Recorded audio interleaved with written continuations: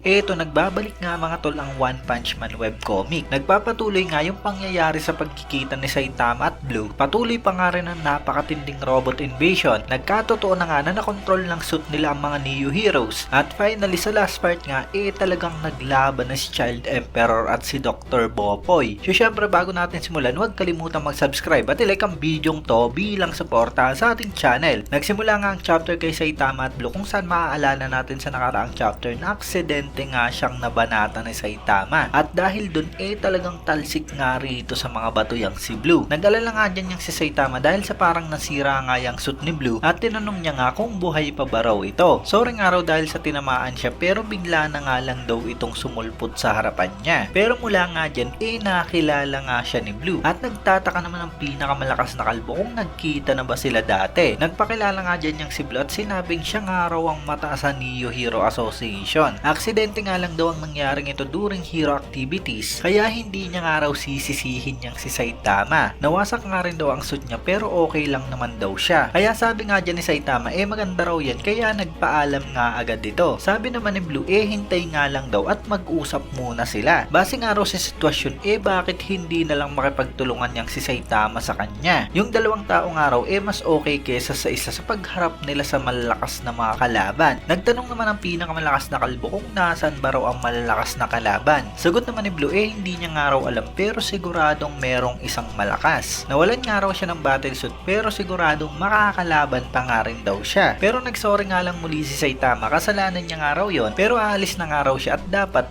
mag-evacuate na yang si Blue. Dahil sa pag nagkaharap nga raw muli sila baka delikado na. At talagang tuluyan na ngang umalis dyan ang pinakamalakas na kalbo. Sumisigaw pa nga dyan yang si Blue na wag nga raw umalis yang si Saitama at may magagawa pa naman daw siya. Parang galit na nga dyan yang si Blue pero tuloy-tuloy nga lang at parang wala na ngang pakialam yang si Saitama. Cut naman dito kung saan meron ngang isang monster ang umatake kay Pigad. Tinamaan nga siya dyan at talagang butas-butas nga ng napakarami ang katawan niya pero dinatanong pa nga rin niya dyan ang mga Neo Heroes kung okay lang ba ang mga ito. Hindi ba raw sila tinamaan dahil sa may poison nga raw ang kalaban. Kaya dapat daw umatras na ang mga ito. Dahil siya nga raw hindi tinatabla ng lason. Kinakain na nga dyan ni Pigad ang bahagi ng monster pero may bigla na lamang umataking dalawang laser sa likodan niya. At yun pala meron ng dalawang robot ang dumating dyan. Nasabi nga ni Pigad na robot na naman daw, napapagod na nga raw siya at talagang ayaw niya na ng lasa ng mga bakal. At mula nga dyan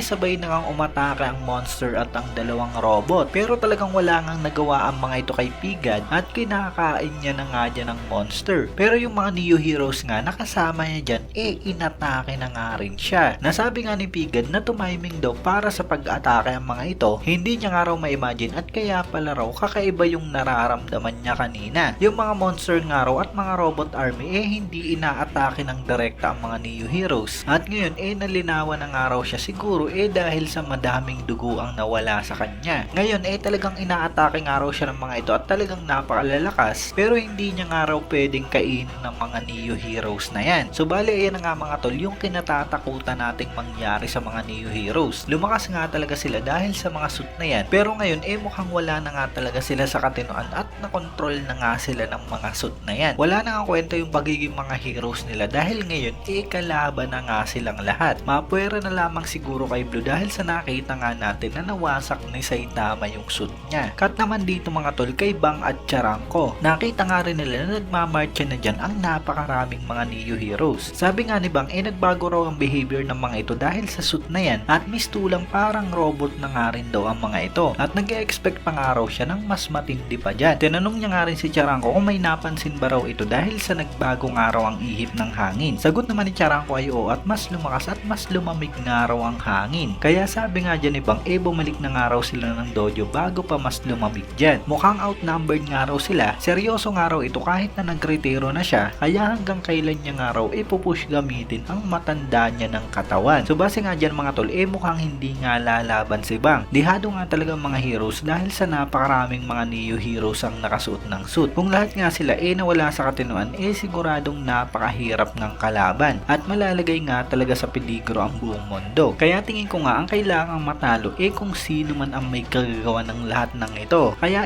speaking of kalaban talagang pinaghihinalaan nga ni Child Emperor si Metal Knight. Kausap niya nga rito si Dr. Bopoy at sabi nga nito talagang hindi nga raw nagbabago yung pag-iisip niya. Lahat nga raw para sa katahimikan at yun nga lang daw ang nasa isip niya. Pero hindi niya nga raw mapapagkatiwalaan si Child Emperor at maaaring aso raw ito ng Hero Association. Nagalit na nga dyan ang bata at tinanong muli ang matanda kung siya ba ang nag-deploy ng robot army. Bilisan nga raw nito at sumagot agad. Pero sagot nga dyan ni Dr. Bopoy, umaakto nga lang daw siya para sa kapakanan ng kapayapaan. Lalo namang nagalit si Child Emperor at hindi raw sinasagot ng matanda yung tanong niya. Sabi naman ni Dr. Bopoy, kung gusto ba raw nitong marinig na hindi niya ginawa yon. Kaya kung ganun, umuwi na nga raw ito. At wala nga raw siyang oras sa walang tigil na tanong ng isang bata. At mula nga dyan, talagang naiyak na nga si Child Emperor. Kung hindi nga raw yun ginawa ni Dr. Bopoy, sabihin na hindi nito ginawa. At talagang napakasimple nga lang daw nun para sabihin sa kanya. Nakita na nga raw nito sa monitor na talagang wasak-wasak na mga city. At bakit nga raw wala man lang itong ginagawa para mapigilan lahat ng ito. Kung tinatawag nga raw nitong hero yung sarili niya, dapat daw ngayon nagtatrabaho yang si Dr. Bopoy. Bakit nga raw wala man lang itong sinasabi kung talagang tao pa rin ba raw ito at talagang meron pang natitirang emosyon sa kanya. Ang puso nga raw nito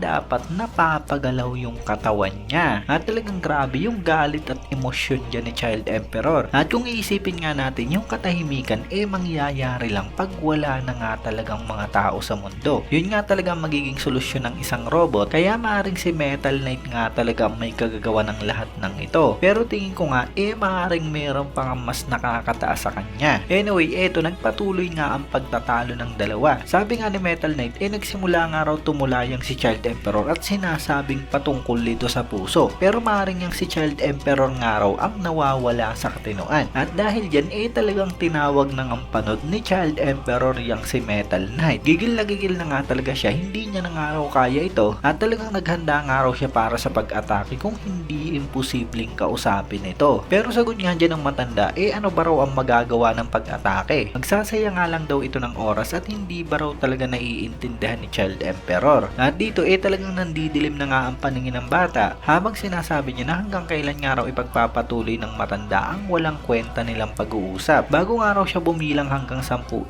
sagutin nga raw siya nito kung sino ba ang totoong kalaban. Sa sobrang inis niya nga raw, naiisip niya na yung si Metal Knight ang pinagsimulan ng lahat ng kasamaan. Lahat nga raw ng ginagawa nito mga research development at mga experiment lamang at kung meron ba raw talaga itong nagawang useful para sa society. Hindi niya nga raw alam pero talagang mas isip bata nga raw ang matandang yan. Patuloy nga lang daw itong nagde-develop ng ultimate weapon at nagpaplano para sa pangarap niya. At talagang nahihiya na nga raw siya sa sarili niya dahil sa iginagalang niya ang matandang yan. At talagang kalokohan nga lang daw ang sinasabi nitong i-redesign niya ang buong mundo. Ang katulad nga raw ni Dr. Bopoy na talagang walang social skills at ginagawa mag-isa ang lahat walang patutunguhan at makakasira lamang. At salot nga lang daw sa society ang si Dr. Bopoy. Pero sagot nga dyan ng matanda, kahit na ano pa raw gawing pag-iimbestiga nito, hindi nga raw siya magbibigay ng reward at bibigyan niya lamang si Child Emperor ng warning. Alam ba raw nito kung anong ginagawa ng mga kaibigan niya ngayon? Kausap nga raw ang mga yun ni Child Emperor bago pumunta rito. Akala ba raw niya hindi yun ma-intercept at dahil sa malungkot nga rin daw yung si Child Emperor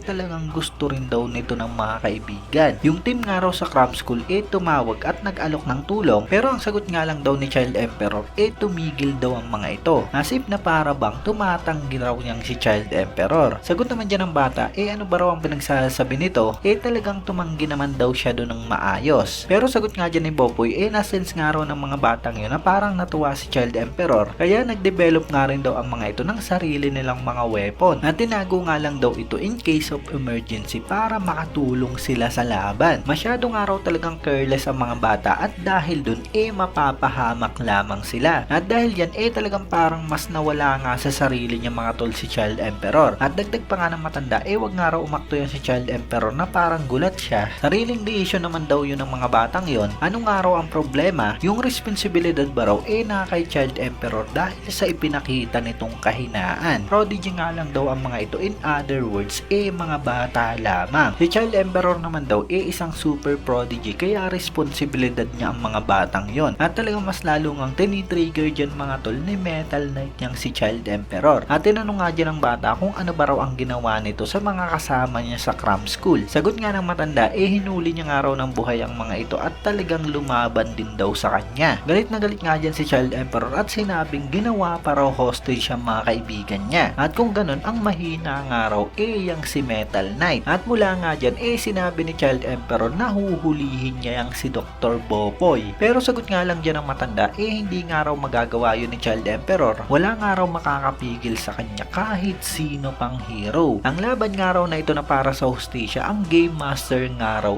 talagang laging siya. Pero dahil nga raw sa bata yang si Child Emperor, gawin nga lang daw nito ang gusto niya at talagang subukan nga raw nito ang makakaya niya. At mula nga dyan mga tol, may naglabasan nga ang napakaraming mga kamao dyan sa backpack niya. Naisip nga ni Dr. Boboy na ang floating multi-arm weapon nga raw na yan hindi automatic at maaaring kinokontrol nga raw ito gamit ng brainwaves. At mukhang yung candy nga raw ni Child Emperor para ma-amplify yung brainwaves niya. Napakahirap nga raw kontrolin yan pero talagang hindi nga ito mahahak. Napakatindi naman ng mga kamay na yan ni Child Emperor dahil sa parang nababalutan na nga ito ng mga barrier at sinabi niya nga na dahil sa pinalapit siya ng matanda katapusan niya na ito. Ang physical na katawan nga raw niyang si Dr. Boboy talagang walang tsansang manalo sa kanya. Pero mula nga dyan sinabi ni Dr. Boboy na wala na nga raw siyang choice. Bigla na nga lang napunit dyan ang damit ng matanda at meron pala siya diyang suot na battle suit. Nasabi nga ng bata na mukhang nakapag-ipon na raw ng battle data yang si Dr. Boboy. Tinanong niya nga kung complete version na ba raw yung suit na yan pero hindi naman daw maganda. Sagot naman ng matanda hindi rin naman daw yan yung final weapon ni Child Emperor. At mula nga dyan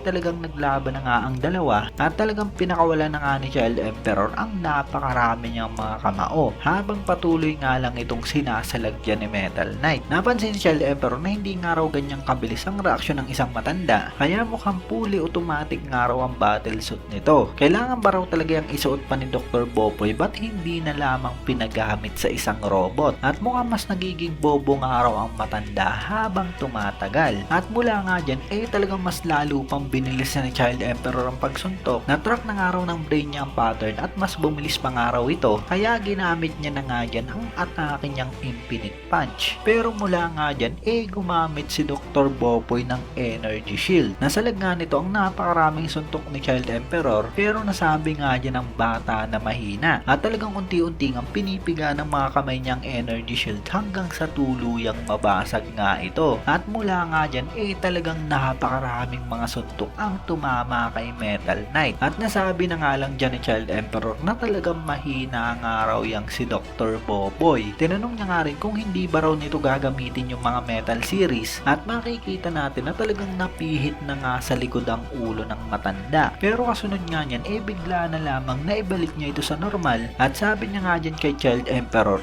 talagang napakayabang nga raw nito. So base nga rito mga tol mukhang robot na nga talaga ang katawan nitong si Dr. Boboy. Kung siya nga talaga ang kalaban maaaring ito na nga talaga ang dahilan dahil sa ginawa niyang robot yung sarili niya. At siguradong hindi nga magiging madaling laban ito para kay Child Emperor. So ayun na nga mga tol ang webcomic chapter 151. Syempre kung nagustuhan nyo nga ang video to, huwag nyo sana kalimutan mag-iwan ng like dahil napakalaking tulong na yan para sa ating channel. At yun, maraming salamat sa inyong panonood at mag-iingat kayo palagi. Bagang!